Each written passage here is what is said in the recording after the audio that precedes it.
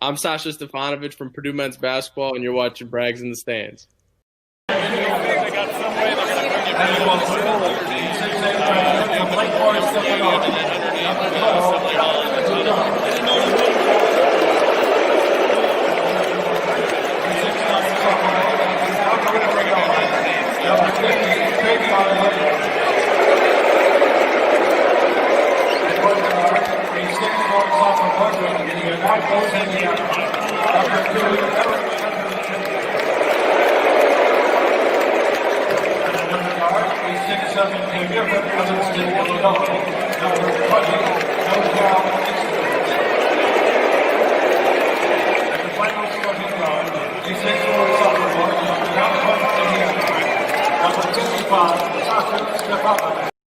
The greatest rivalry in college basketball. Let's go!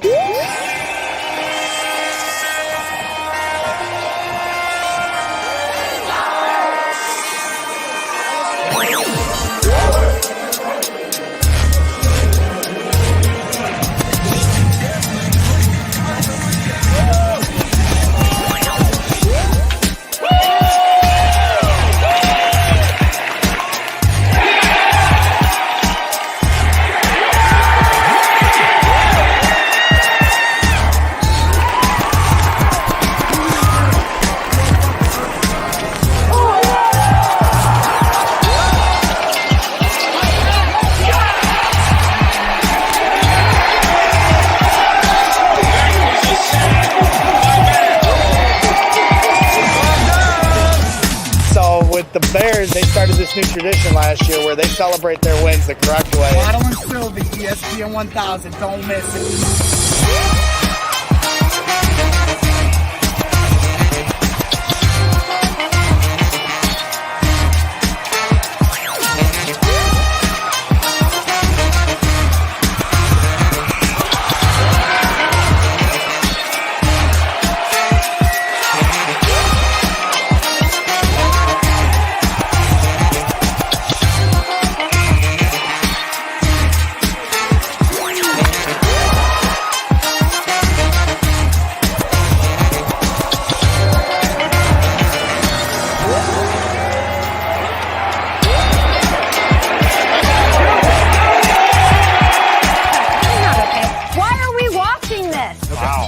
I know what you mean. It's like their own Philly. Okay. Okay, I think what it is. We shouldn't be showing this. Am I crazy?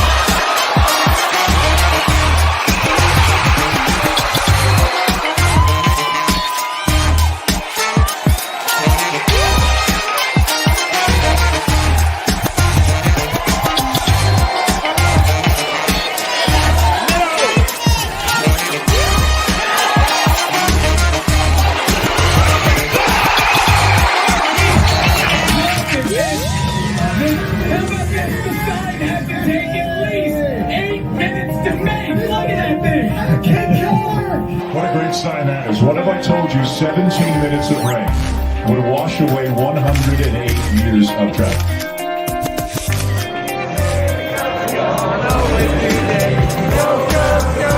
Do you see this team growing into the team that you were in 2005?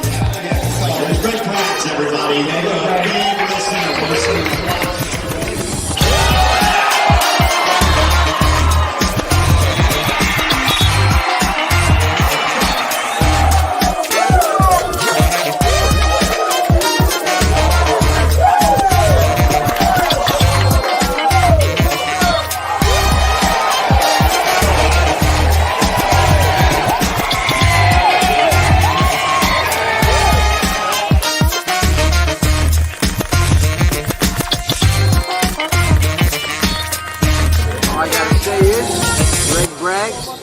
You are ridiculous. Every game is its own entity, but can you put your finger on anything individually that has led to your success, to Purdue's success against Indiana in recent years? Good players. more than anything, I think through the years, we've had good players.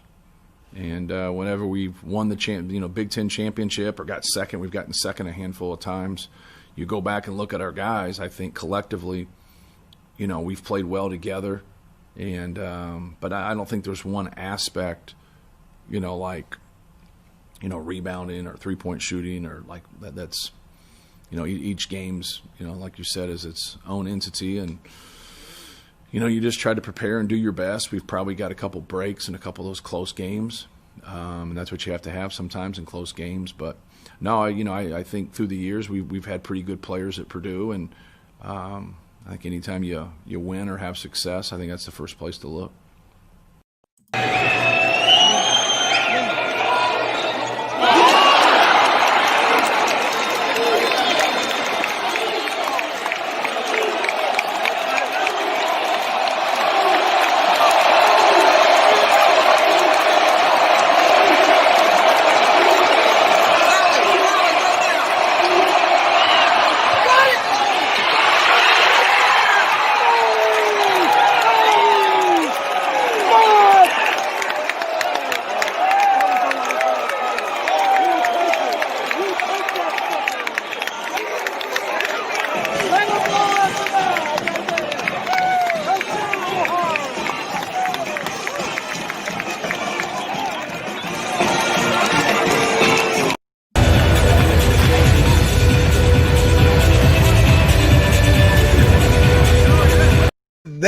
Ladies and gentlemen, we're getting hyped tonight. This is Braggs in the Stands. I am your host, Greg Braggs Jr. I'm all alone today. I'm solo.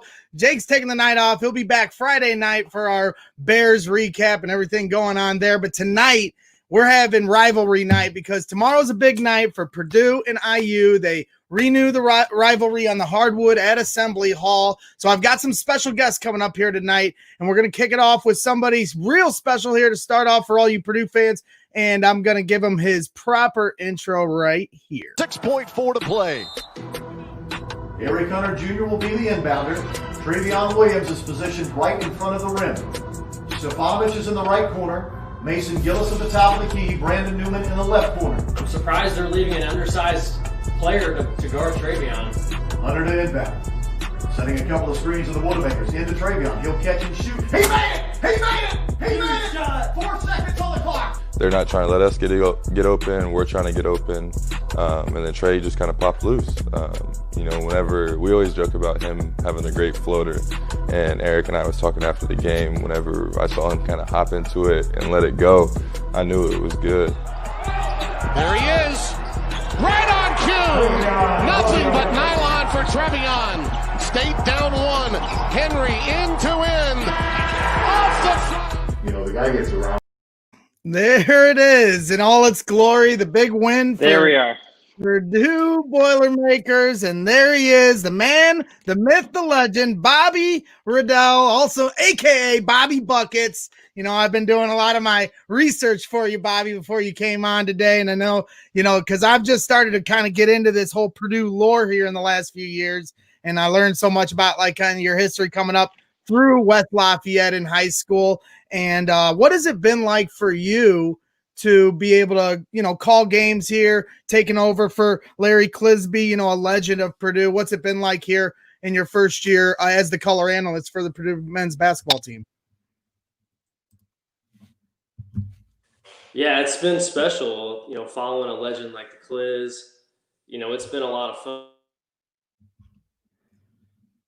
fun, but sitting next to he's a total professional as far as the play-by-play duties went. I've been learning along the way, just trying to get better every game, but it's been a blast. Been a Purdue guy my whole life, and it's been a lot of fun getting to do something that I've always dreamed about doing. Sure. And, bear with us here, Bobby, because your internet's a little choppy. I don't know if you're able to maybe move somewhere where your internet might be a little solid. It's up to you, totally up to you. I want you to get, you want me to try calling back in? Yeah, 100%. If that makes it easier for you, why don't you maybe find a spot where you get a little better service and call back in? Not a problem at all. This is how we do things here at Braggs in the Stands. You're totally fine. Don't worry about it if that's what you got to do.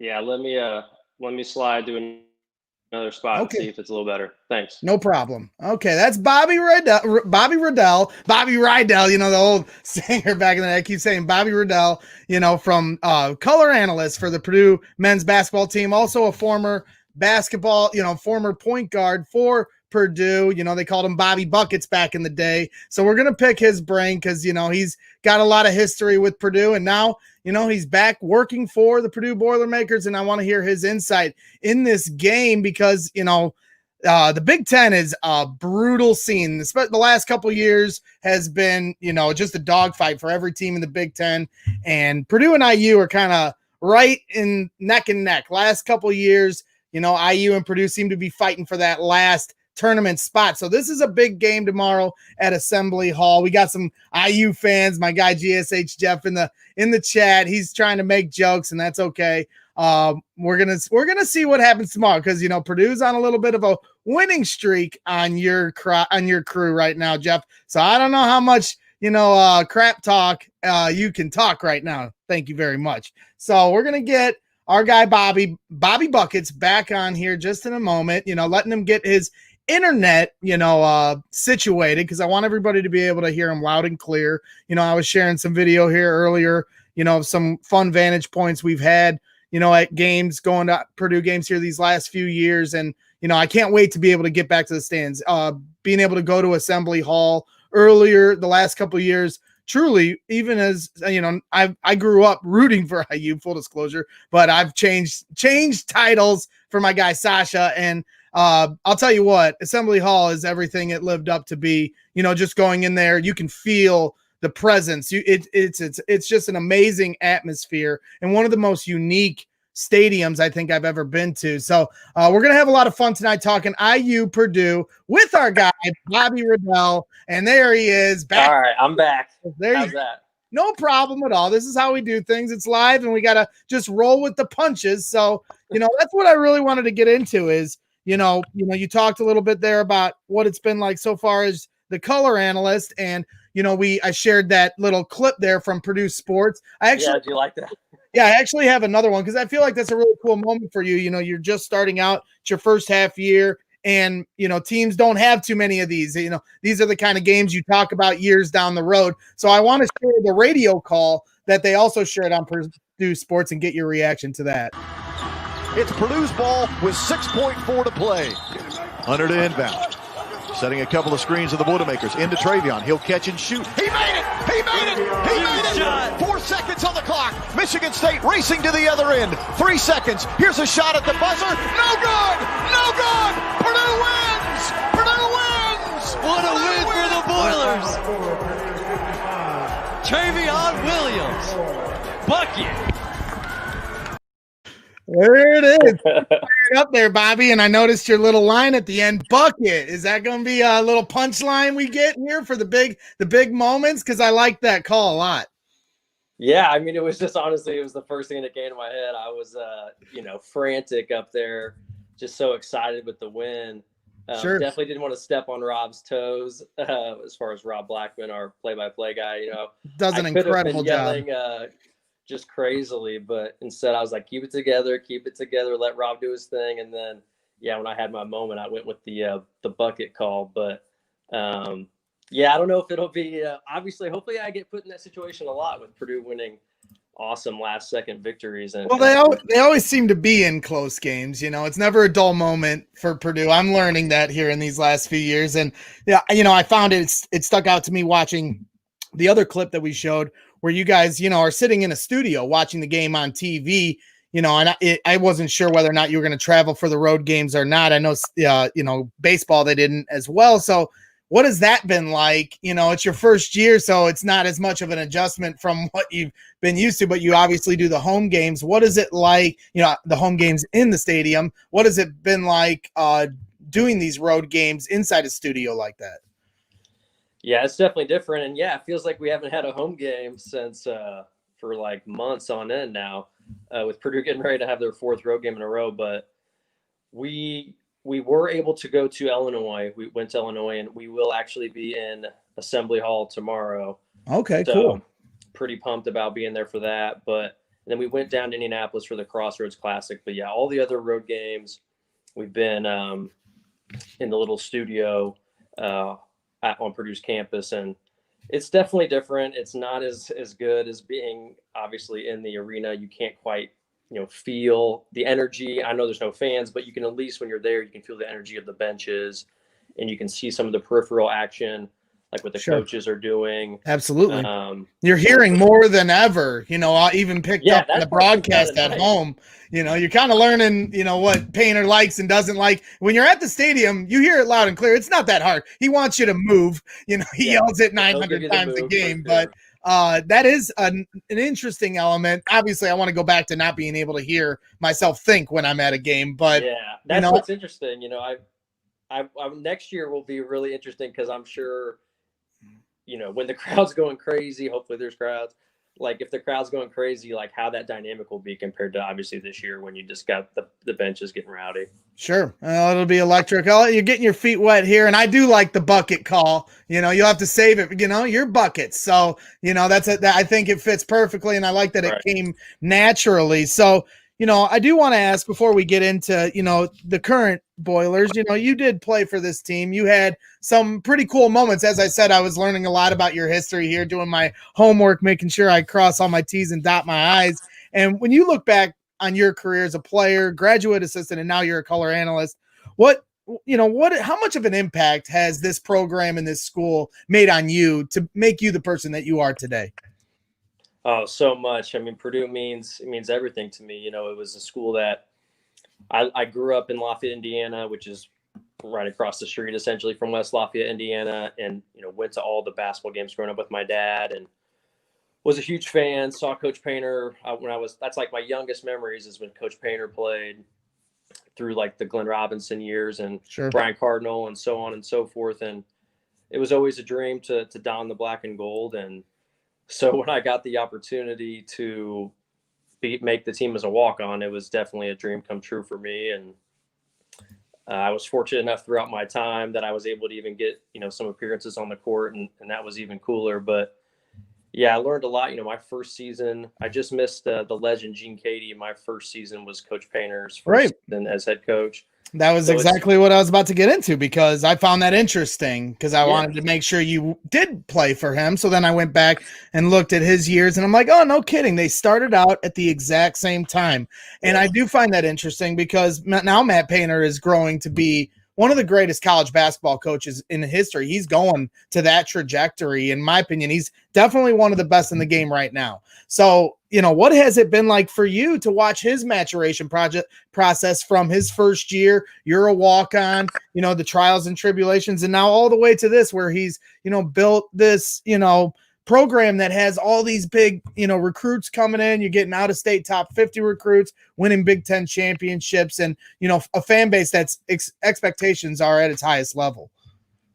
Yeah, Coach Paint's definitely hitting his stride, as far as his coaching career. He's obviously been great his whole time, but, he's definitely got more gray hair now than he did when I first started. But he was a great coach to play for, a guy who obviously played there. So, had that player's coach vibe to him as far as knowing what you're going through as a player, day in, day out. And yeah, he's really, like I said, hitting his stride, coming up on, his 16th year with the program, second longest tenured coach in the Big Ten behind Izzo. And I feel like from a recruiting standpoint, he's never recruited better. And obviously from an X's and O's standpoint, I'm biased, but, I felt like I learned so much playing for him and as that year as a graduate assistant coach. And I feel like from an X's and O's standpoint and from a game playing standpoint, he's as good as it gets. So yeah, you were really able to kind of learn it from both sides of the aisle for him as a player and as a coach. And now as a color analyst, I have to imagine that helps you a lot, knowing what he's trying to see and knowing what it's like to be a player in those moments. So, obviously I'm sure you're bringing, a lot to the table when it comes to that, and also I do want to mention before, like I said, we move on to the current team and everything they're doing. I did find it interesting, your career, like you said, you were able to start a lot of games, even as a walk-on, just because of happenstance with different things happening within the program and the roster. And I did find it interesting, you were able to snap. What was it like for you to beat Penn State? I was reading about how that was, one of your biggest games, and it snapped a 29-game road losing streak, if I'm not mistaken. And tell me about your memories of that game and, your opportunity, as a walk-in. Did you ever think that you were going to be able to have the kind of impact that you did, for the program? Yeah, so the Penn State game that you're talking about, it was a home game, actually. I think that's the game you're referring to when I had 13 points. Yeah, definitely was the highlight of my career from an individual game standpoint for me personally. Robbie Hummel had some back injury issues that year. Unfortunately, most people remember him for the knee injury he had later. But that year, my senior year, his sophomore year, he dealt with some back injury stuff. And so he missed a couple games here or there that season. And that was one of the games in particular he was out. So yours truly got some more burn that game. And that was a game I took advantage of the extra burn and was able to hit some threes. Lewis Jackson was our point guard at the time, freshman point guard, and he set me up quite nicely a couple times. And I was able to make them pay. I'm sure I wasn't exactly a guy who was showing up on their scouting report much coming in. But, hey, they got to do their due diligence, and they didn't. So. And what was it like to be able to kiss this thing? Oh man, that's definitely my favorite memory of my time as a player. My senior year, winning the first and only Big Ten tournament championship Purdue's had, and for us to win that in Banker's Life, cut down the nets, and then go right into the locker room and watch the selection show right after. That was truly a special moment. That was a lot of fun. Pretty cool stuff, man. I was able to watch them win the Big Ten title a couple of years ago, and it's not an easy task, especially in this conference. So, to be able to achieve that, especially in your senior year, and that culmination of all that hard work, that had to have been a nice thing for you to pay off. So, now that we've gotten kind of through your history, and I did want to talk about it a little bit, as I said, and I don't mean to take up too much of your time, but, learning about this Purdue history, as I said, kind of in the way that I am, I enjoyed your story because, I am following Sasha's career. I saw every dribble of his in high school, and I see some similarities to you guys because he kind of had his opportunity presented to him and he was able to take advantage of that, and now he's accelerated his role. And I kind of see the same thing with you. And that's what I want to know when we were talking about Painter, how hard is it for a freshman to pick up his system? As you said, you talked about how great his system is. And I had to watch, I watched Sasha kind of grow up through that with Ryan Klein and Dakota ahead of him. How hard is it for freshmen to pick up his system, considering all the freshmen that they have here on this current roster? And how do you think Painter has handled these freshmen so far? Yeah, that's a great point. Is from me personally, and I'd be interested to see if Sasha said the same. And I think a lot of guys would probably feel the same way that, for me, it wasn't until my junior year that I felt like I kind of knew inside and out, offensively, defensively, specifically defensively, every rotation, every help side defensive principle, scouting report, diving into that, all that sort of stuff. I felt like it was my junior year. I really kind of had it fully locked in. And, so that's, as far as a freshman goes, it's really a lot to take in. So much depends on, a lot can certainly help if you have good high school coaching and how well you do with that. But, the college game and college system is just a whole nother level. So for freshmen to be put in that situation, obviously the more reps they get, the quicker they'll learn. But it's definitely difficult for freshmen to come in and specifically defensively know where you're supposed to be at all times. And I'm sure Sasha has felt like now this is his fourth year in the program. I'm sure he felt like last year was his first year. He really had everything fully locked in. And so I think Coach Paint's doing as best he can. Defensively, I think they're getting better every game. They've certainly made strides recently. But, they had a lot of issues early in the season with some defensive breakdowns, which was a product of youth most often. Sure. And so, what's been your impression so far of these baby Boilers? There's a lot of them, as I mentioned. We got Jaden Ivey, Zach Eady that have made some impression. And then you've got some other guys, Brandon Newman from the region. I watched a lot of his high school play, and these guys have been stepping up. I mean, obviously they're getting more opportunity than you would if there was more seniors on the team, and they're going to have their growing pains. What's been your thoughts with them so far? Zach Eady has certainly been such a surprise considering he just picked up a basketball like 4 years ago, as they said. Yeah, a lot of them, all these guys have had their moments where they've looked really good, and then they've all had their moments where they look like freshmen. And Zach Edey in particular, he was a really pleasant surprise to start the season. I mean, he was dunking on everybody those first couple games. You got that co-freshman of the week early on. Yeah, that was a lot of fun. I mean, he came in and was really attacking the basket. And obviously, as the level of competition has gone up, and it's really, for him, I don't even know if certainly level of competition has gone up, which has hurt him a little bit as far as his production. But more than that, it's really just been Travion Williams. His ascent has caused Zach's minutes to go down dramatically, and so less opportunity for him. But Travion's been terrific as of late. But a freshman that I think has a chance here to kind of really make a next step and maybe take on an expanded role as the season goes on would be Jaden Ivey. Hasn't shot the ball great from three yet this season. But as far as his ability to turn the corner and attack the basket and get to the rim, make plays for others, whether that's on his penetration or in ball screen action, he's looked really good at that. No turnovers for him ever since he's came back from injury. Really? Yeah. I would not have guessed that. That's surprising. Yeah, because he certainly is aggressive. There's no question about that. Right. He's not a guy who's out there just moving the ball, swinging it around the perimeter. Like when he gets it, he's even had times this year where he's maybe shot a little too quickly when he's entered the game. Painter might count those as turnovers, maybe. Yeah. The bad shot can certainly be just as bad as a turnover. But you'd rather have a young player like that isn't afraid of the moment, and you have to teach him to tone it down. That's what I wanted to ask you. You agree with that, huh? Yeah. If someone, I would much rather try to coach down the aggressiveness in a player than have to coach up someone being too passive. Pull it out of them or something. You know what I mean? Yes, I'm with you on that. I think, and that's something they've had to deal with Jaden a little bit, is try to curb some of that wants to just come in right away and get buckets. But he gives them an element that they don't have on the roster as far as just a truly athletic guard who can break the defense down off the bounce on a consistent basis. And defenses are starting to adjust to him. And as he gets, last game against Michigan State, for instance, he comes in, gets to the rim 3 straight times. Yep.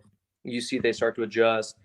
Very underrated point of that game, because he kind of woke the team back up. They were in a little bit of a lull, and then he just starts driving, and he's got that length. It's almost like he's Zach Edey in the guard form because of how big and long he is. So it's exciting because they look so good to me.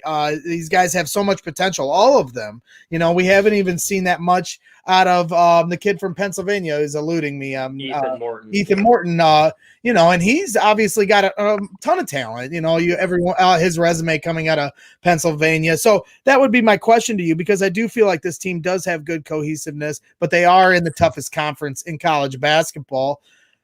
Do you feel like they're a better team than they were last year? And do you feel like they can make a serious tournament run here in the second half of this season? Yeah, as far as if they're a better team from last year, I think it's close right now. I think this year's team has more upside. I think they're more talented overall.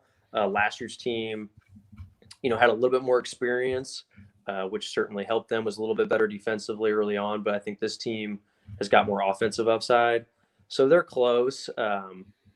But I think this team has certainly shown that it's got a chance to continue to improve as the year goes on.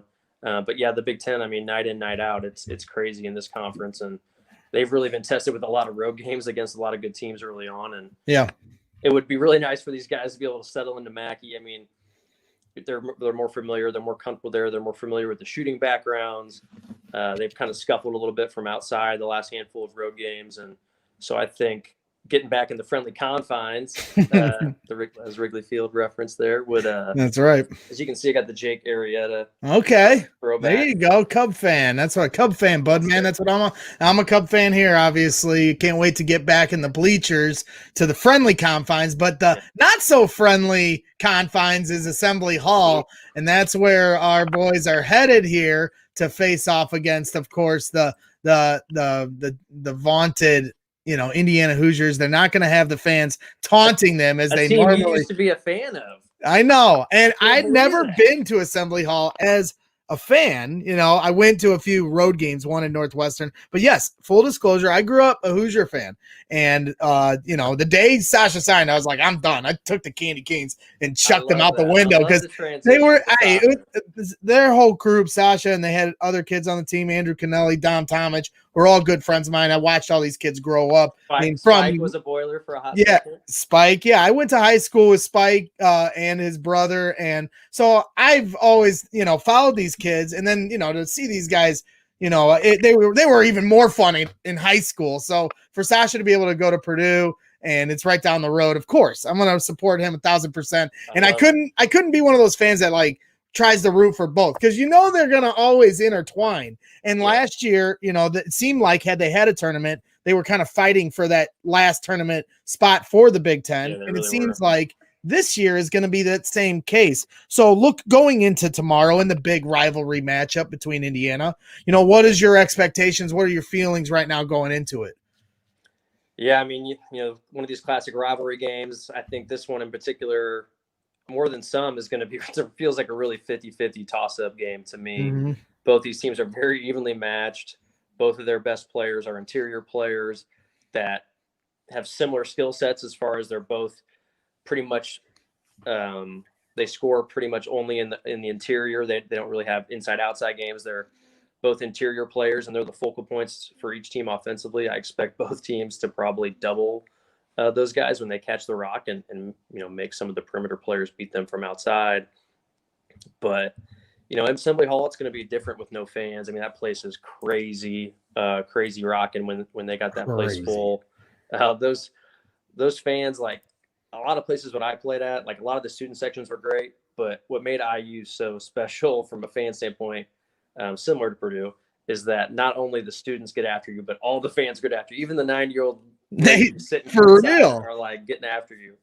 They're brutal down there. They do not mess around. And I felt that I never thought, growing up IU fan, AJ Moye, I was the whole bit. And then I walk in there a couple years ago and I'm Purdue fan, got Purdue gear on, yelling Boiler up after they win. It's never would have thought it, but it's been a lot of fun. And so, now tomorrow, no fans in the stands.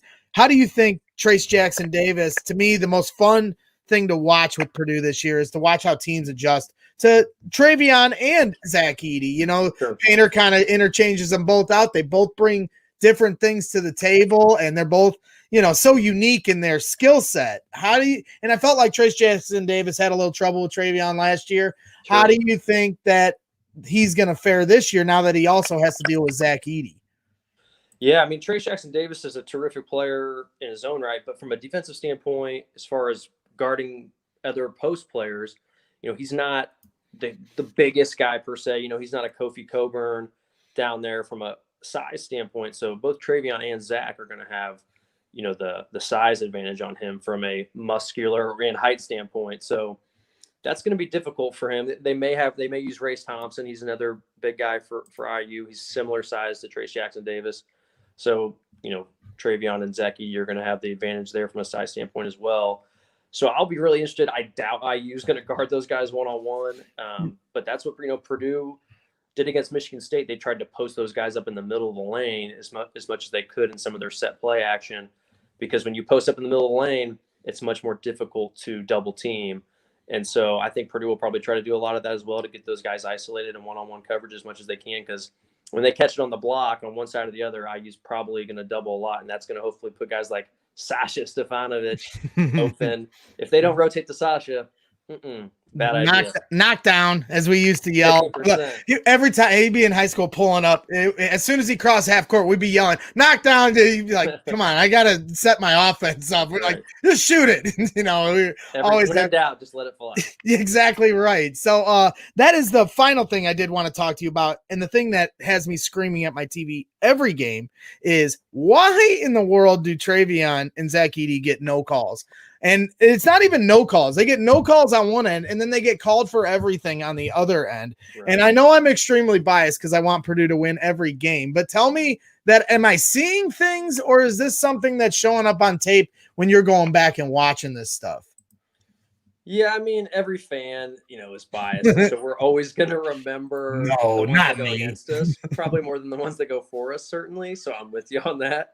But yeah, certainly like started the Illinois game. Travion's got a couple opportunities down low. Looks like he gets banged around a little bit. He certainly is acting like he got fouled after and no call.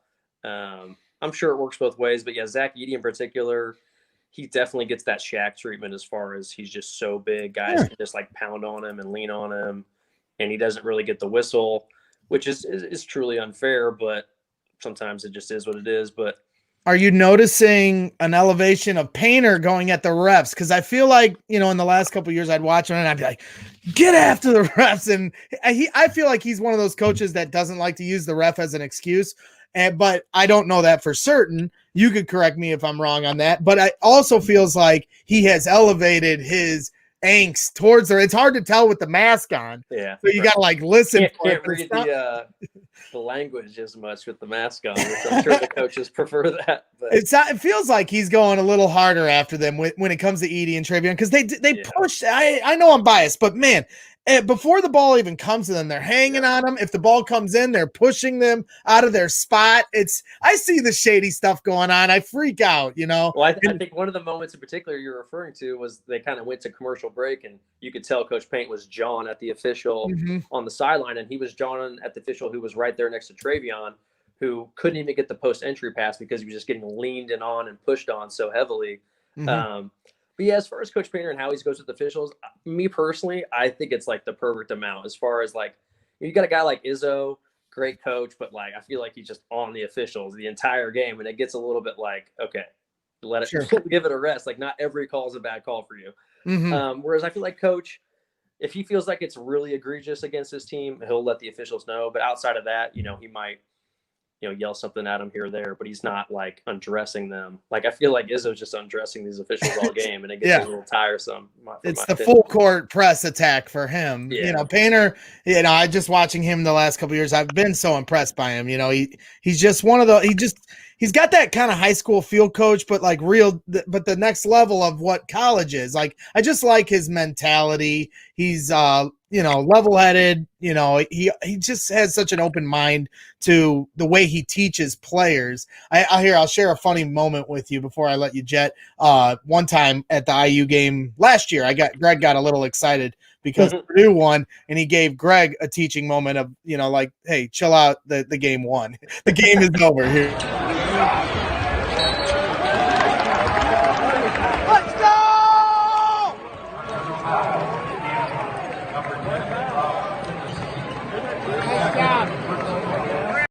There's Painter. Tell him, he's like, we won. It's okay. We won. Talking to you, that's hilarious. Yeah, he came up after. He's like, hey, you're excited. I was like, you'd make a 4-hour drive to IU. You're like, they better win today, because the 4-hour drive home is brutal if they lose. And luckily, the last 2 times I went, they won. So it's a fun drive home. It's like it takes 2 minutes to get home when it comes to that. So I'm hoping they win tomorrow. Unfortunately, we can't make the trip, but really hoping that IU can pull it out. Do you have a prediction for the game? Is that something you do? I know, as the color analyst, I don't want to put you on the spot or jinx the team or give the other team bulletin board material, but is Painter going to be able to keep his undefeated streak against Archie? And, will Purdue be able to prevail over IU? Yeah, I mean, I guess I don't know if I'll give a prediction exactly per se, but let's just say I'm feeling confident about the Boilers' chances to continue the win streak against the Feeling good about the matchups? Yeah, I feel good about the matchups. I think this is a team Purdue actually matches up pretty well with. They're not a great perimeter shooting team, and that's an area that Purdue this year has got beaten on at times, is guys hitting too many threes on them. So I like Purdue's chances of shutting off Trace Jackson-Davis's water and making some of those other guys beat them, and I have a feeling they're not going to. There we go. Well, I'm looking forward to it because, Tommy Luch is the only player to ever go undefeated in his whole career with IU, and I don't want to jinx it, but my guy Sash is also undefeated right now, including his redshirt year. So, I'm not saying, I'm just saying, and my Bears just got kicked out of the playoffs. So, our Bears, my guy Drew Brees. Yeah, I know you were conflicted with Drew, so you got to actually have something. I was left with nothing, so I need Purdue to pick me up. So, again, I really appreciate your time. I was trying to find some footage of you today. This is the only footage I could find of you on the whole web, Bobby. One day you were shooting the rock with this kid. I think this his is name hilarious. So this is Yeah. this is funny. So this is my wife's cousin, one of my wife's cousins who lives out in Boston. And we went out there one summer just to visit. And this was at like this is maybe like 3 years after I was done playing. And he was all like, he was cocky high school kid. He's like, I can destroy you in a shooting competition.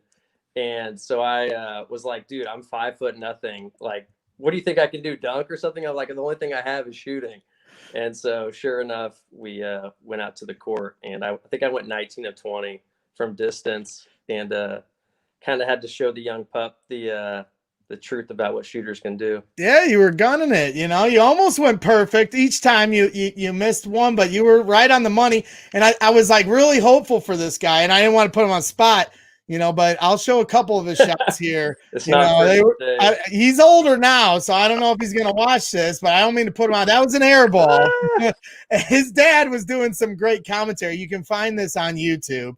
And I won't put him on blast anymore for his missed shots, but it was a fun little video to see. I was trying to find some highlights of your, epic Penn State game. That's what I'm trying to find. Yeah, we got to get that on YouTube, man. I mean, I don't know what they're doing with that. We got to get that posted. Somebody's got to find the footage. Now that you're back with Purdue, I'm sure their social media staff, and they do such a great job over there. I share some little clips here and there on this show, and they do such a great job over there. Maybe they can dig something up in the vault for old Bobby Riddell, the Bobby Buckets. So, one thing before I let you jet, and I appreciate all your time. You definitely went way over than I anticipated. We could talk Purdue IU for a long time. Well, I love that, man. I appreciate that. And, but I always respect, my guest time. I don't want to make you talk anymore because you got a long night of calling a game tomorrow, and I don't want you to lose your voice, and you got to prep. And there's other games on right now that are going on in the Big Ten. Who won that Northwestern game? Did you see? I haven't had a chance to check. I've been prepping, all excited to have you on today. And but before I let you go, there is one thing that I would love for you to do. I did it for Sash to start the day, to start the show. And that's, we do station IDs, for our big guests. And I was wondering if you wouldn't mind giving me a little, your name, and you're listening to, name and what you do, however you want to say it. And you're listening to Brags in the Stands, and then I can cut it and play it on a future show. So I'll give you the countdown, and don't worry, because Sash took 2 takes. I was on a show one time when Akeem Hicks took 9 takes. So you not to put you on the spot, but plenty of people get it on the first take. So I'm gonna let it rip, and I'll give you the countdown here in 3, 2, 1. I'm Bobby Riddell from Purdue Men's Basketball Radio, and you're listening to Brags in the Stands. Boom. Appreciate you, my man. That's really nice of you, and really nice of you to take up all this time for me tonight and for everyone watching in. Really appreciative. Hoping for, the Purdue, these baby Boilers to step up. Maybe later down the road, we can talk a little more, about tournament aspirations. So I still got those on my sights, but I'm the eternal optimist as the Cub fan in me. That'll never die. So again, Bobby, really appreciate your time tonight, and best of luck on the call tomorrow. Maybe you'll get another game-winning shot call like you did the other night. That was a lot of fun, man. That'd be fun. I hope so. And thanks for having me on. It was great doing it, and enjoyed having those conversations. Absolutely, man. We'll definitely bring you on here going forward. Thank you again for everything. We'll catch up with you real soon. Okay. Take care, bud. All right. That's Bobby Riddell from the Purdue Boilermakers, color analyst, and a really great dude. We've been exchanging some DMs throughout the season, and he's been getting his feet wet as the color analyst for the radio side of Purdue men's basketball. So that's really cool for him, and learning about his history today. That was a lot of fun. And so I appreciate Bobby hopping on tonight. So I'm going to send a text over to my guy to come on in, because we're going to get on to the IU side of things here. And there he is, my guy.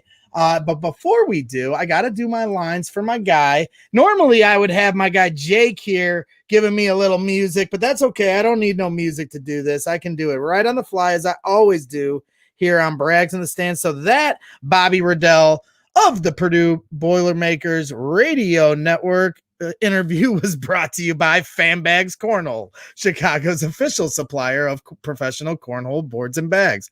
Choose from any of their officially licensed designs or have my boy Brian design a custom set using anything from a selfie to your company's logo. Visit www.fanbagscornhole.com and use the promo code BRAGS to get 10% off.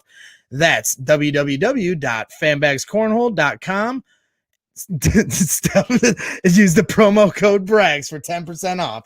Step up your game with Fanbags Cornhole. I was trying to pull up the banner as I read, Brian, and I could not do it. So we are moving along, as I said, and I'm going to give my boy a little intro video, as I did with my guy Bobby Riddell, and we're going to kick it off here just like...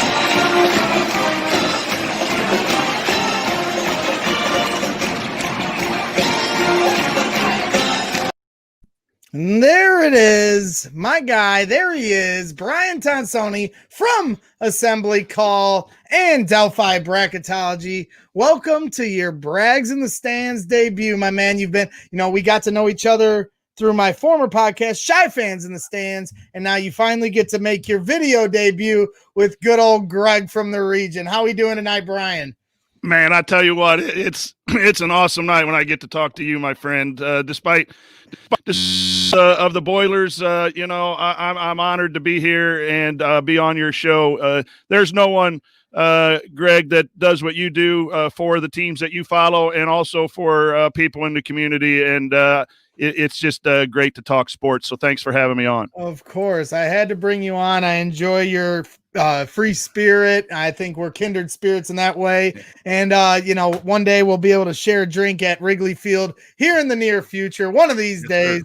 But, it's a lot of fun to be able to talk to you again. And, watching that video, what is it like to see fans in the stands at Assembly Hall, and how hard has it been for you to not be able to go? Because, when we met, it was last year at Assembly Hall after a game. You're doing a post-game show. You got all these fans hanging out. It's a very, fun environment. And now it's like the desolate land that we live in until we wait to be allowed back in. What's it like to, have to sit at home and watch these games and not be there?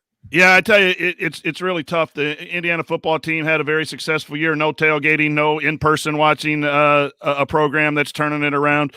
Long-awaited, hopefully, turnaround for Indiana basketball. Not quite there yet, but it's hard because when you're a fan, you get that energy from other fans and meeting people and talking to people. And it's a social event as well as it is watching a game. Now, having these games on television, Greg, is better than nothing. Because we went through that in March with the loss of baseball, and it's just sitting at home and, with no sports. And if you're a sports fan like you and I are, that was really, really difficult. So I'd rather have it on TV with no fans, but I do think it affects the play. I think the visiting teams have more of a upper hand than they had in the past, or at least they're not as much of an underdog in these venues because of the lack of atmosphere. I just think, places like Assembly Hall, Mackey Arena really bring the juice, especially in rivalry week. And that adds to the difficulty for visitors. So it's just something we got to get through. We got to take care of each other and make sure everyone's healthy. You know that. You've been a big proponent of that. So, I'm not going to cry about it. It's just different. Sure. It is. It's not easy. And, like you said, we wouldn't have had this, Right. this year. That's what it's all about, is people coming together, Purdue, IU, and we still were able to, find a friendship in there. Like I said, I told Sasha I would officially give up the candy canes. I know I was holding out hope. I know you were holding out hope for me, but I think there's no hope for me anymore. I don't know. No. Hey, I'll tell you what, Sasha, go ahead and graduate. Loyalty matters to me. And I'll bust you a lot on this show tonight because you changed from IU to Purdue, but you're loyal. That guy grew up around you, played ball. You saw every game of his high school career and you followed. That's loyalty. So I'll let him graduate, and then I'm going to lure you back in. I got a plan. That's my guy right there. I'm rooting for him hard. It's hard. It is a unique thing. I got you. No, I can't help it. But, one thing, last year that I was able to witness going to the game was the return of Bobby Knight, and he's a legend of all of basketball, not just Indiana basketball. So I want to play this video and then, have you, give your reaction to it. Oh, that's a picture. See what happens when everything comes off the rails.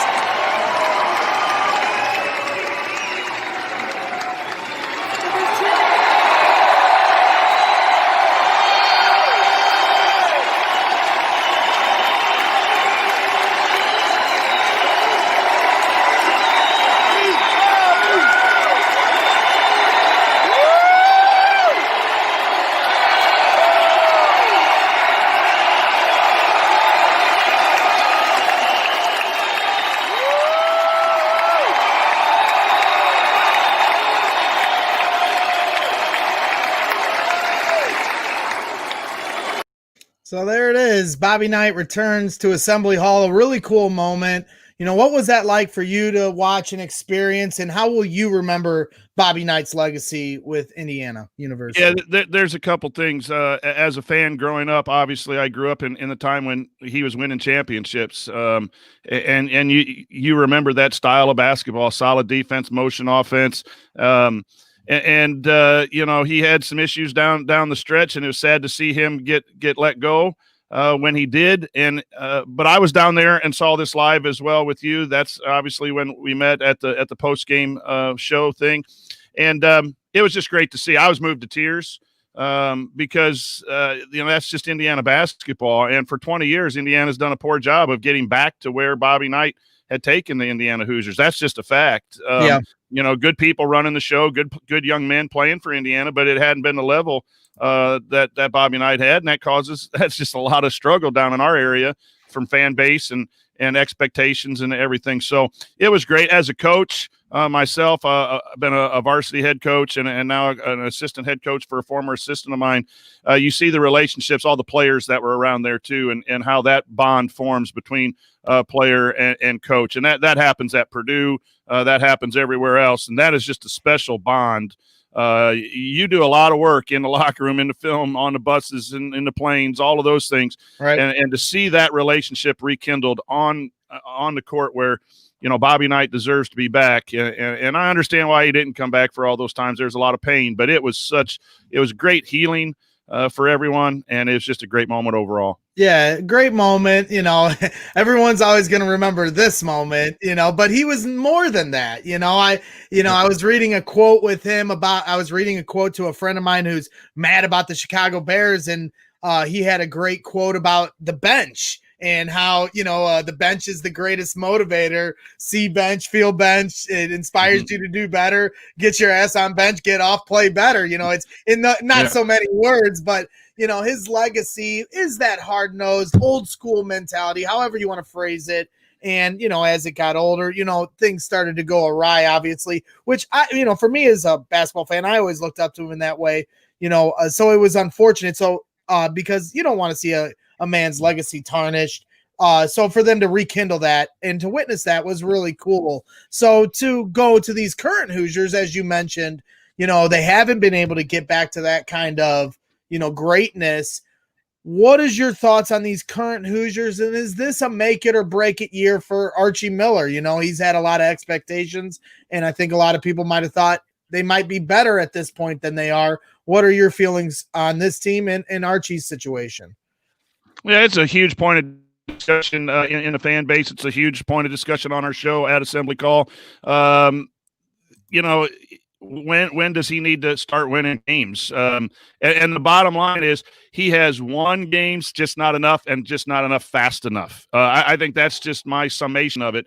The offensive numbers are better. The defensive numbers are better. He's recruiting in-state players, which is what our fan base really wanted to happen. It's a defensive-centered team, which, again, had gone away for a few years under the previous administration. So the foundational things for me are all there, but the wins aren't. And he's going to have to start winning. I don't think it's a make or break. I think the COVID year, it's going to have to take a real downturn. If he loses out or a long losing streak, maybe because of the money situation. And I'm a big patient. I'm patience. Purdue's had two coaches, and that's why they can restock. Yeah, they've had a couple years now where it hasn't been to Carson Edwards and all of that kind of stuff, but it's the program's there. And that after these freshmen for Purdue get some experience either inside this year or the following year, they're going to be back to where Purdue's playing basketball. Why? They were steady. Gene Katie and then Matt Painter taking over. Indiana has not been since they left Knight steady with their coaches. And there's some reasons why that each coach had to leave. But I'm worried that the high expectations are going to be a hot seat for Archie Miller, and he's going to be let go for that. And then you get a coaching carousel, and you get a program that's in constant rebuild.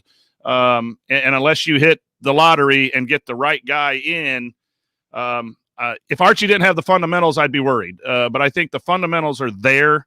Whether that means a win tomorrow night or not, I can't predict that. But I'm a big Archie Miller fan, was coming in. I am shocked that he's not further along the line.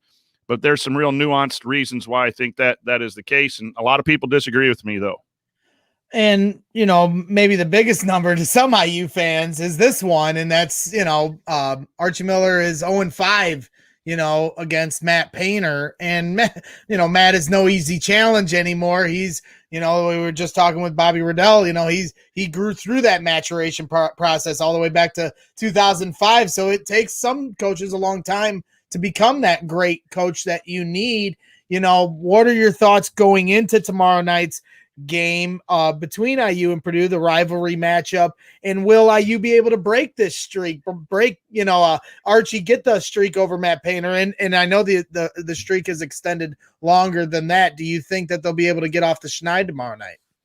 Those streaks are always great. I'm a coach, I'm a fan, and I'm a media member now. But us media members, we dig out those minutia streaks, right? No one talks about Archie until we play Michigan State, that Archie Miller's won 3 straight games against Tom Izzo, which is one of the greatest Hall of Fame basketball coaches in college basketball. But you'll point out that he's 0-5, So, I think 2 of the losses last year sting more for me than the previous 3 because, I think the first couple years there were some reasons that you could use if you wanted to defend the program a little bit. Last year, the performance we saw was good for you, was not good for me. There was some, play that was quite questionable. So, yeah, I think this, to me, I don't get caught up. Wins are wins and losses are losses. And you move on to the next game. If the only reason is to beat Purdue and you win and then lose 4 in a row, that's not good either. And then you break the streak. So I'm not into it as a coach or as a fan. As a media member, I understand that has to drive some content, right? That's what we got to talk about. But no, I think it's an important game from a bracketology standpoint for each one. They are almost exactly tied right now in their resumes. And I think Indiana is a program that needs it for momentum purposes more than Purdue, simply because where they're at as programs. Purdue's more established than Indiana right now. So I think it is a relatively even matched game. I think it's going to be a guards game tomorrow, Greg. Everyone focuses on Travion Williams and Trace Jackson Davis and Zach Edey and that, and it is important because those guys are studs. But whose guards are going to guard better and whose guards are going to score more, I think that's going to be where you find your winning margin. It is, and I think you've watched more Purdue than I have. When the guards have played and your boy Sasha can get free and knock down, some threes, they're going to be a little bit better offensively. And so I think, and I've been saying this all along about this Indiana basketball team, as the guards go, Indiana's going to go, because we're going to get consistent effort out of Trace Jackson Davis. Even if Purdue should hinder him, below his averages or whatever else, then the guards really got to stand up. So it's a guards game for me tomorrow night, and I think that for Indiana fans, we have some experience. If that experience shows, that's going to be a plus. You have Sasha, who comes off screens when he's open. He'll hit. Some of your other guards are new and freshmen. You hope they play like freshmen. You hope they don't play seasoned. That's the hope for you as a Hoosier fan. Quite opposite, obviously, from your wishes. Sure. And, it's going to be interesting. These two teams are so evenly aligned. Last year, I felt like they were fighting for that last tournament spot. And as you mentioned, it seems like they might be heading for that same trajectory again. I had a little sound from Matt Painter talking about playing IU. I wanted to play that and get your thoughts to that on the other side of it. Really get into the gaps. They protect the paint. They're good on the ball. They put pressure on the basketball.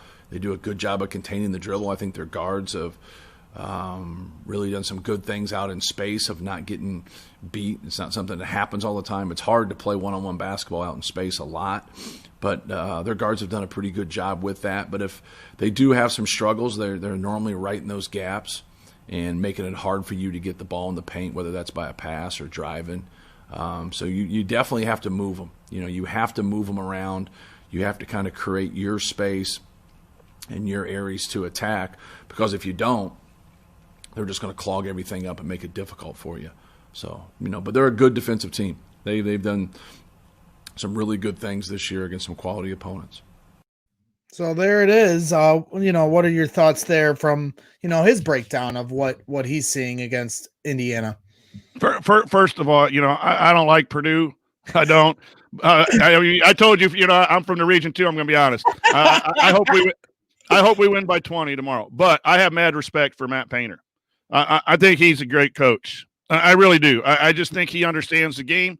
I think he understands how to motivate kids. I think he plays defense the right way, and that's why you're fearful more so than it just being the rivalry game and having to live with, with your friends and family or whoever is on the other side of the rivalry. He knows what he's doing, and he does that the handoff, triple, double down screen handoff, slip screen stuff. I mean, he runs some really good stuff. And, so when he says he's got to move people, he's going to be running a lot of motion early and movement of players to get to the spots. And IU's going to have to be prepared for it. And at times, I thought both games last year were competitive, but they just Purdue found a couple more possessions to score in both of those games to get the win. And we've been fortunate here at Delphi Bracketolgy. We're 20 minutes away from Purdue to have some media access. More last year, obviously, with the COVID thing, it's been really a struggle. And so I've been able to hear Coach Painter live in his post game quite a bit. It's just impressive. Yep. That's hard for me to say. But we're in this business to be honest too, not just a fan. Right. 100%. The dude can flat out coach, and that's the other thing about this Big Ten. Everyone gets upset if you're 3-3 in the Big Ten. Well, tell me who's Fred Hoiberg is a great coach. That's the worst team in the Big Ten, and he's going to spread you out, and he's going to find the mismatch, and he's going to drive you, and then he's going to get help and kick for threes. And if they're hot, they get on a hot stretch, then everyone gets mad because Nebraska had a 14-2 run on you. Fred Hoiberg can coach. Right. There's not a guy in this league, Greg, that can't coach on a given night. Nope. And so, it might be 10-10, 11-9, and you take a deep breath and go, whoo, we got out of the Big Ten. Let's go play in the tournament a little bit. It really is like that. I mean, you look at, Purdue and Michigan State just the other day. If Purdue had lost, their records are like way off, and you think they wouldn't be, but then they win, and now Michigan State's record is a little closer. But, some fans would look at that and think Michigan State has way more talent. How could that be? Well, you're fighting the Big Ten. Your records, I mean, look at Wisconsin and the way they won the Big Ten last year, slipping through the back. Who would have thought that they would have been able to do that? So it's going to be the same way this year. Here's something interesting. I think both teams, Purdue and IU, lack a closer. You had that Carson Edwards for a couple years that, it didn't matter what play you called. If it was in a zip code, he could shoot it. And when he got hot, he'd win you some games. Oh, you yeah. know, and maybe shoot out of a game or two. I don't know, but it's sure nice to have a guy that could get buckets. And your previous guest was fantastic, by the way. I'm going to take a look. You know, that's the state of Indiana as a high school basketball coach. That's what Indiana high school basketball is all about. Bobby Buckets plays at West Lafayette. Then he goes to Purdue, walks on, is everything for a university. And then he's a graduate assistant. Now he's a radio guy. And he said some good things on juniors. Not be until his junior year did he really pick up everything. Sometimes our expectations for freshmen are so high because of their recruiting rankings and the understanding of the college game and the scouting that these great coaches do is really, really difficult. But, boy, what an enjoyable guest Bobby was, despite, again, the rivalry. Yeah, he was great. I've been able to get to know him here in this first year of him becoming the color analyst. We've exchanged some DMs talking about the team, and it was cool to be able to chop it up with him. He absolutely is a great guy. And one thing that I'm looking for, as you said, everybody can coach in this conference, and that is the thing I've been most interested watching Purdue this year is how teams adjust to Travion Williams and Zach Edey. I almost have more fun watching teams adjust to Zach Edey because he is such a unique player, and other teams are trying to throw different fronts at him and all this different stuff hanging all over him, trying to make life difficult on him. How do you think Trayce Jackson-Davis will fare? Last year he seemed to, be in a dogfight with Travion Williams, and now he's got Zach Edey also to deal with. How do you think he will fare this tomorrow night going up against those guys?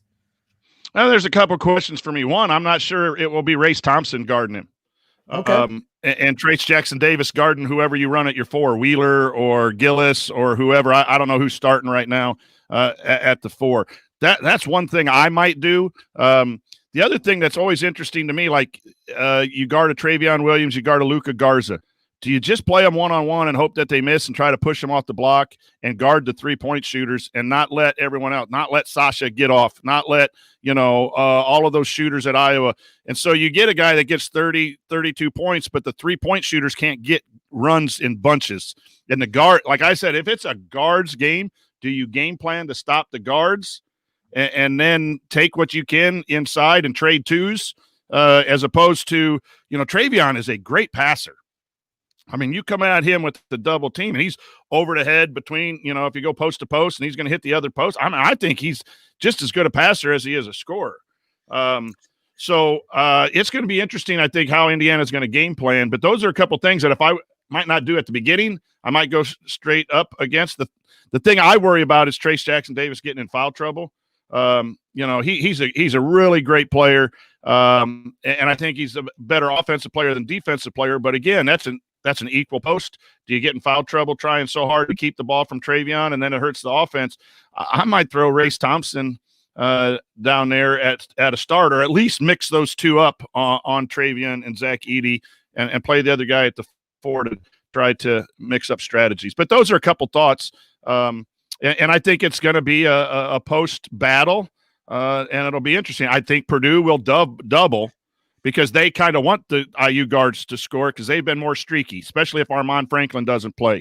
Our best three-point shooter shooting 46, 47%, has had a bum ankle. If he doesn't play, you're going to want Trey Galloway and some of those other guys to shoot the three. So I think Purdue's going to double. I wouldn't be surprised if Indiana does not double. They may. I may be wrong on that. And then they had their hustle guy. I haven't been able to watch too many IU games this year. Been all over the place, Bears coverage and everything else. But their hustle guy that got hurt earlier in this year. I watched one game and I was like, Joey Brunk. Yeah, Joey Brunk. I'm watching this game and I'm like, who's this goofball?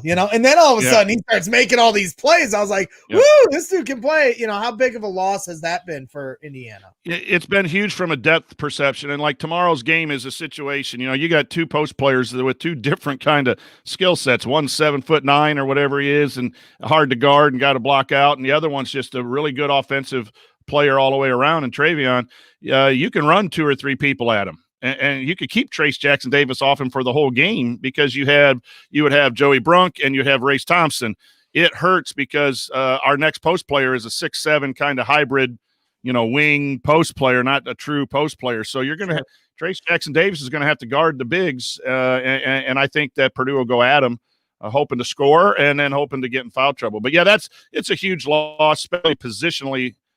You still have 10 guys on scholarship, 10 talented guys on scholarship, so you can rotate guys in and find other ways to play. But when you need an extra post player against teams that have predominantly good posts, it's hurt, and that might be the difference in a game like tomorrow. Sure. It's interesting watching these, I've only been able to catch a couple games at IU, but it just seems like they're carbon copies of each other. They rely on their post. They need their guards to step up if they have a good game, and foul trouble, as you mentioned, on the post is also a big issue with Purdue. So it's just going to be a battle of who can stay out of those little habits. We've been chopping it up here, talking a lot of IU Purdue, but you're also not only co-host of Assembly Call, one of the most popular, Indiana basketball podcasts out there, but you're also, are you the founder of Delphi Bracketolgy? Because I put in your nameplate contributor, so I didn't want to disrespect anybody else that may have also founded it with you. But why don't you explain to the viewers a little bit about what Delphi Bracketolgy is and kind of the work you guys do? So, I'm the founder. In 2015, myself and a few students decided to try to figure out how does the men's NCAA tournament selection committee work. When they meet and you get that NCAA, the selection show, and the number 1 seed in the East and the number 8 seed, and 8 seed is playing the 9 seed. How does that tournament selection go? And so we just started, it was an economics class, had nothing to do with basketball. And we just started to meet and do some research. And we found that there was a whole wide, area of expertise. And you have Joe Lenardi on ESPN, Jerry Palm, Purdue guy at CBS Sports. And so there's this tournament where all the predictions go of what the tournament bracket is going to look like. That bracket you get at your office pool and fill out the winners. We don't guess the winners. We fill out the actual bracket. Who are the seeds? 1, 2, 3, 4. And so we meet and we discuss all of the things that the committee does and try to help people understand where their teams are at the various points of the season and what they need to do to maybe make the tournament or stay in the tournament. And in 2016, we won the national competition. We beat all the ESPNs and the CBSs, and we were national champs. In the first 3 years, we were the number 1 rated bracketologist in the country. And then 2 years ago, we had a rebuild year and fell down to below middle of the pack. And so now we're 11th, I think, in the country out of about 170 bracket groups or people in the country in trying to analyze the statistics, the data, the wins and losses to pick the bracket. So that's what we do. And we've been doing it since 2015. And last year we never got to see the fruits of our labor because there was no selection show. So it kind of was an empty year, and we're excited to get back at it. But it's a lot of fun. And it's I've learned so much. I used to just really be mad at the selection committee. How can Purdue be this? They won the Big Ten. How this 5 seed is horrible for this team, blah, blah, blah, blah, blah. Really found out that the committee really, given their instructions, does a great job. I have a few problems with how they select, but they're told here's the criteria, and they really do a pretty good job of placing teams in the tournament. And it's kind of fun now to watch. I have 3 TVs going on right over here on the man cave, and I got Marquette, Providence, Texas Tech, and Louisville, Wake Forest, so I can keep an eye on what's happening, who's playing, so I can help our students. We have about 7 students and 3 faculty members that meet on a regular basis. That's pretty cool. I'll have to change. I made the name, my co-host and graphic designer, and super producer. He made it for me, but I wasn't sure to reference you as founder, contributor. Fine. So but I know you guys all put exactly. I knew you wouldn't have a problem because I knew that's kind of how you guys are. You talk about, Bobby exemplifying what Indiana's all about. What you're doing right there with them high school students, that's also what Indiana's all about. Passion for basketball and, community, helping out your students, your coach, teacher, that's truly what basketball is all about. Shameless plug here, DelphiBracketology.com. Yeah. You can find the most recent bracket, which is like 4 days old. But go there. We're going to start writing some articles. Our young people write some articles, and it's real quick phone, articles where you can read in 20, 30 seconds, bits of information about the college game. Well, I love it. And I came across that a couple of years ago on Twitter as well. I think separately from the work you do with Assembly Call, because I'm over obsessed about, Purdue making the tournament. And So that's what I want to know as far as the Big Ten is concerned. You know, how many teams do you guys have in right now? I know you guys just released some of your first brackets because they started doing the rankings. And how many do you have right now in the Big Ten? And how many do you think will be in when we get to the end of this season? We have 10 in and 2 teams in the first 4 out. How about that for a tough conference? 10 in. 10 in. I'll run through them. Michigan just moved up to a 1 seed. That's not in our last bracket, but that's kind of how we change and make suggestions every day. Michigan's win over Wisconsin. How about Michigan? They destroyed Wisconsin. How about that? As we run through these, if you want to give a little thought on each of the teams. Yeah, Michigan was a little bit of a unknown going into the year what they were going to do because they graduated some key components. Well, the quad system is used. The quad 1 is the top wins, quad 4 or 2 is the next wins, and that's kind of what we share with. They're 3-0 and 4-0, so they have 7 really good wins out of their 11, and they're 11-0, so they'll be a number 1 seed. Iowa is a number 2 seed in the Big Ten at 11-2. They're 2-2 in quad 1, 4-0 in the second quad.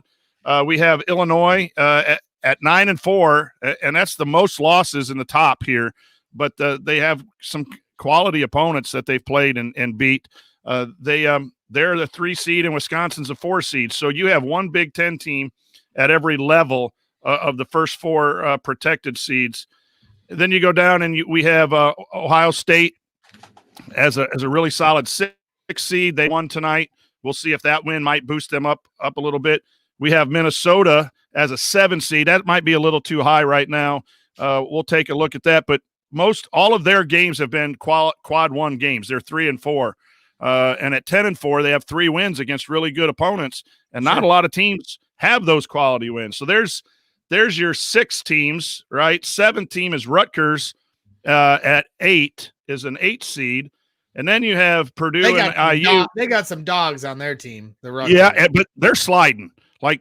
They're not guarding as well, Greg, and this is what I love about doing this bracketology. I would have never known Rutgers 5 years ago, other than just by name only and when they played here against Indiana. But you kind of study Rutgers, and they're on a downward spiral. So that's teams that your Purdue fans and IU fans can look to maybe jump over within the conference. Purdue and Indiana, we have Purdue at 33rd overall ranked, and Indiana at 34, just simply because Purdue's net ranking, which takes into effect offense, defense, is just 4 spots ahead. But both teams are 8-5. Indiana, Purdue are both 1-4 against the top opponents. They're 3-1 against the next top set. So they're 4-5 against really good opponents. And those 4 wins are keeping them in the tournament right now, despite an 8-5 record. That's the quality of the Big Ten shining through. And I think as long as Purdue and Indiana can stay 2 or 3 games above 500, I think they'll be in this year because of the tough tough schedule in the Big Ten. And so then we have Maryland in at 7-6. Now, we don't like that because it's only 1 game. They have 2 wins in quad, and they're 2 top 10 wins on the road. They beat Iowa and they beat Wisconsin on the road. I believe I have those games right, but I know they're 2 top 10 teams on the road. Those are the kind of wins that get you in the tournament. And who we don't have in is Michigan State. No Michigan State, no Northwestern, who also lost tonight, no Duke right now because they don't have the records that everyone else has, especially those teams, in the Big Ten. So I think Duke will make its way back in. They just had COVID issues and haven't played a lot of games. Yeah, their women's basketball team stopped for the year. Yeah. So it's just fascinating that Michigan State's out, according to us right now, and we feel they'll be back in too. We don't predict. We just look at what's happened to date, wins and losses. Sure. I love it. We're not going to say, Michigan State's going to go 11-3 the rest of the way, and if they go 11-3, then that'll put them there. We just do a lot of data analysis and teach kids how to use spreadsheets and use their decision making, and then it gets better. I might have had a chance with you if you were my teacher in math, because I just gave up on math. In high school, I put little effort into it. I'd make my wife, who I went to high school with, do my homework, and then I'd turn it in as if I did it. Right.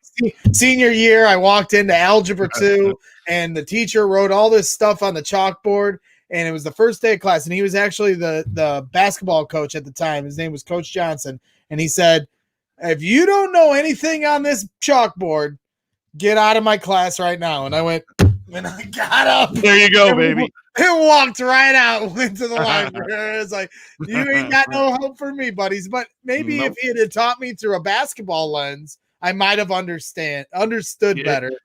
Hey, there's so much there as an educator. You know, I teach social studies, but there's so much there that our youth need to be taught through their lenses more than our lenses, you know, because don't get me started. Oh, hey, you're not wrong there. It might have gave me hope, but then again, who knows? Hey, Greg, in all seriousness, we write. Last year we had a television show with ISC Sports Network, and Greg Rakestraw, the guy who does the Colts pregame, he had us do a 10-segment television show in his local studio. Wow, so high school kids are getting speech. They're writing and publicizing on a website, and when they make mistakes, people let us know, and we go back and we fix it. They're doing math and spreadsheets. So, you know, to me, that's the essence of learning through sports. And why not? Sports are fantastic. You know, I've learned so much by being a member of the Bracketolgy Club. I've met people at Purdue.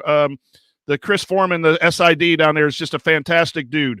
Has been meant a lot to us at Delphi Bracketology for giving us some access.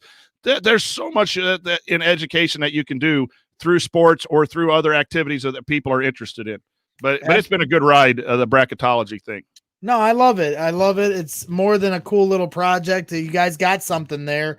And, you know, you mentioned all these Big Ten teams getting in, not only because their conference is so strong, but I also would want to know, in your opinion, how much is it going to help a conference like the Big Ten have more teams? Am I creating this thought? Because I feel like, are more Big Ten teams going to get in this year because of scheduling issues and COVID, you know, canceling games? And, you know, the Big Ten is so good. They have all these, you know, great teams they're playing night to night. And as you mentioned, even if you have a record that's not as appealing, some of these other schools, scheduling wise, might not have had these as important wins on their schedule. Am I reaching there to think that not just mid-majors, but teams that aren't necessarily in the power conferences, whichever ones you want to put in like the top three, don't you feel like more teams from those conferences are going to make it this year than other years? You know, that's we're all reaching right now in the bracketology world, Greg, because it is unknown, because you're supposed to play at least 27 games, seven or nine non-conference games, depending on your league schedule. Not everyone's going to play them. So are you really comparing apples to apples this year? You might have some that are oranges, some that are apples, some that play 18 league games, and someone else plays 27 and had an opportunity to go play people and get some wins in the non-conference. Well, how are you going to compare that? I do agree with you. I think a lot of it is going to come down to strength of conference, but I think you got to tread water in that conference. What's going to be interesting for me is if you're 9 or 10 in the Big Ten, you're probably sitting at 9 and 11 or 8 and 10. I still think if you got a couple wins in the non-conference, I think that's going to help those below 500 good teams in good conferences get in. But I'm also worried that this would be the opportunity to go to a A10, to you know, a smaller conference whose team is 20-7 or something like that, and put them in as opposed to an 8-12, 9-11 Big Ten team, because what they're going to say is the other conference didn't have the opportunities. And so we're going to give that one more slot, and we're going to take the 10th team or the 11th team away from the Big Ten because they're still going to have 8 or 9. I have no idea on that. In the past, we've been pretty set on here's the formula. Right. Win games. If you win games, you are going to be in mid-major or big conference. Now, there's a concern that you could really run through and lose a couple double overtime games, and you're 9 and 10 going into that last game in the Big Ten, and you lose it in double overtime, and it was a battle, and you're really a 500 team in a great conference and should be in the tournament. It worries me that there's some unwritten agenda or rules this year to try to balance out the COVID situation. That's where I think our group will make mistakes because we're data driven and we're going to say, if you beat people, you're going to go in. It's kind of hard to predict human nature on who's someone just going to put in despite the wins because it's a COVID situation, right? I think there's going to be a lot of misses in our world of bracketology. Well, that's why I brought you on. Not only was it to argue with you about IU Purdue, but it was for you to figure out how I can get Purdue back in the tournament, just like I tried to get you to figure out last year. Yeah, there's no arguing with you because you're a Cubs fan, Bears fan. I mean, you. I think we are like lost cousins. I really do, and I think once we meet and start going to games, it's going to be this friendship that just takes off. And then this added rivalry here will just be great because it'll just be the one time we can really bust each other's balls a little bit about sports because we're normally on the same side. You gotta have that little struggle with good relationships, right? You got to have a little struggle. You can't agree on every team or it just gets weird 100%. I will say, though, I didn't change, you changed. Well, I mean, that's like wearing a Rodgers jersey. I know. Oh, I got Fat Mike really bust me for it. I can't help it. It was tough. I'm not gonna lie. I loved IU. I loved them growing up, but it was just too hard to imagine like the Big Ten championship. And they're playing IU. If I had tried to play both sides of the tracks, I know, but how do I do that? I'm not a half measures guy. I'm full. I get. That's why I like you. But how do I explain to my guys on assembly call that I'm hanging out with some dude who used to like the candy stripes and then he turned them in? They might revoke my host. Just tell them you're trying to help me. I'm a very confused individual, but that's what we try. We got the Bears are ruining my life, so that's what we have to deal with here is basketball now. Thank God. Hey, before we go, again, thank you for all your work you do for raising money and for the community and people in need. Sports are great, and we can argue IU Purdue. We can argue whether Ryan Pace needs to come back or not, and those are all things that help us go. But Greg, you're a great example for doing more than you need to do, and being a good source of just joy and energy in society. And so, despite or not despite, because I agree with most of your fandom, but just thank you. When I see your tweets come through and you're raising money for this cause and that cause, it's a great lesson for this old man to continue to give back in ways that I can give back. And brother, you are a tremendous friend. I'm glad you ran into the Switchyard Brewery that February and got a hold of me because I just look forward to these conversations. But keep doing the great work that you're doing as a host. The shows are great, but also that work. I appreciate it. I appreciate that. It's social media is what you make of it. I like to have fun with this as a bricklayer and, any little thing I can do to give back, you see the power of social media and that snowball effect, and those every little bit counts. My buddy, Dave Mays that works for Versus Cancer, he does work day in and day out for these kids. So if I can take one day, do a little funny giveaway and with my platform, I mean, come on, that's the least I can do. And, I'm always trying to pick your brain on how to be a better, host of my shows. Cause, I feel like you've got the crispness, I'm kind of like the crazy one here and I'm always going off the rails here. So I try to follow. All good, man. I see how you move. And I appreciate everything your way. Do you think there will be an NIT this year? I hate even saying that word, but they haven't mentioned it. And we're getting the whole tournament in Indiana. I love that, even though fans can't go, but I love that the whole tournament is going to be in the greatest basketball state in America, in the world. And but I am curious, have they said anything about an NIT? I haven't heard. The way things are currently going with the COVID situation, I would doubt it because of, I think it's going to be a major task to have everyone in Indianapolis, even though it's the perfect place to host it. But it's just different as well. It's like, and it's just a missed opportunity for these kids, even when you don't get another important games where you can, learn who you are as a player in those. It's a simulated tournament. It's not the tournament, but certainly games that mean something to those players. That's disappointing. I hadn't heard anything about it. I think the vaccine stuff is going to help a lot, and you're going to see, baseball and stuff start to be a little different by the time May, June runs around. But I don't know if March is and early April is quick enough to get us where everyone would feel comfortable moving in that direction. But the NIT is great. Again, sports is important. It's an important part for these young men that are playing tomorrow night. That's what they do, and it's important. If we can do it safely, let's do it, and let's be safe in watching it. And so we can all get together. And I'm saving up my money, dude, because I'm buying. I'm buying you steak dinner, I'm buying you drinks. I'm buying you a ticket to there, wherever we are. We're going to have a good time. One day we will walk down this tunnel again.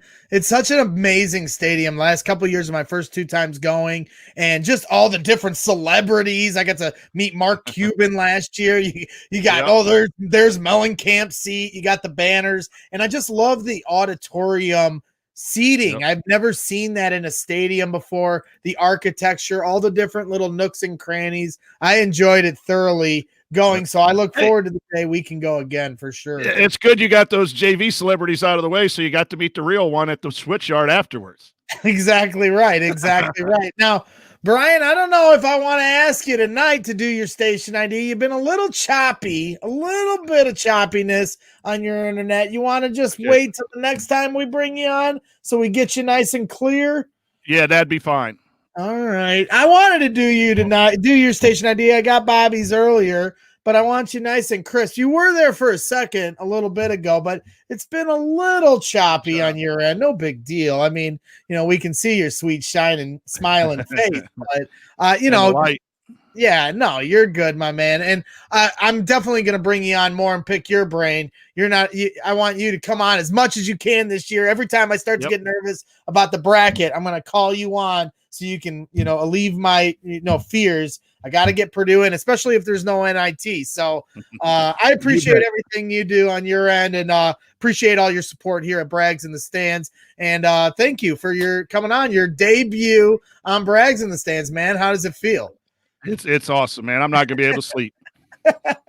Well, if you might not be able to. I haven't been able to sleep because of these. How about them Bears? I haven't been able to sleep because my dang Bears are just ruining my life. So we'll see what happens tomorrow night. I'm excited to get into IU Purdue rivalry week back tomorrow night, Thursday night, 6 p.m. Central, 7 p.m. Eastern, I believe. So again, Brian, thank you for all your time. Why don't you tell everybody who's watching where they can find you on both your different, the work you do on each assembly call in Delphi. Yeah, it's Assembly Call. You can find us at Twitter at Assembly Call, and Assembly Call on YouTube as well. We do post-game shows immediately following. We do Thursday night radio shows if you're an IU fan or just a opponent fan, want to come in and get a perspective. And our bracketology work is Twitter is at Delphi Brackets. You can follow us for updates, and then DelphiBracketology.com for all of the web material. Okay, Brian. And next time I promise I'll have graphics. I actually pulled them and then I didn't load them into the hopper for your podcasting work. So I apologize there. But no problem, my friend. I appreciate all your time. And yeah, we'll catch up here real soon and let's see what happens tomorrow night, my man. All righty, good luck. Yeah, we'll catch up real soon. And that is Brian Tonsoni from Assembly Call. And we appreciate his time tonight. And I am solo tonight, so I'm going to wrap things up short and sweet. No wrap-up music because my guy Jake isn't here to help me. I don't know how to do the music yet. One day I'll figure it out, but won't be today. I do want to thank my guest, Bobby Riddell, from the Purdue men's basketball radio side of things, and, of course, a former player himself.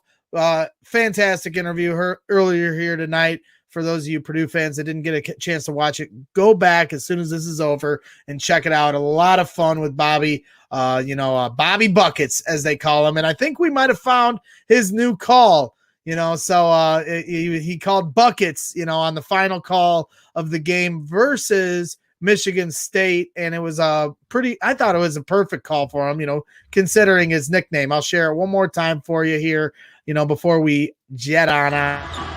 It's Purdue's ball with 6.4 to play. Hunter to inbound. Setting a couple of screens of the Boilermakers into Travion. He'll catch and shoot. He made it! He made it! He made it! 4 seconds on the clock. Michigan State racing to the other end. 3 seconds. Here's a shot at the buzzer. No good! No good! Purdue wins! Purdue wins! What a win for the Boilers! Travion Williams. Bucket. All right, ladies and gentlemen, boiler up. IU Purdue tomorrow night. Get hyped. We'll see you on Friday night with a very special guest. Have a good night, ladies and gentlemen.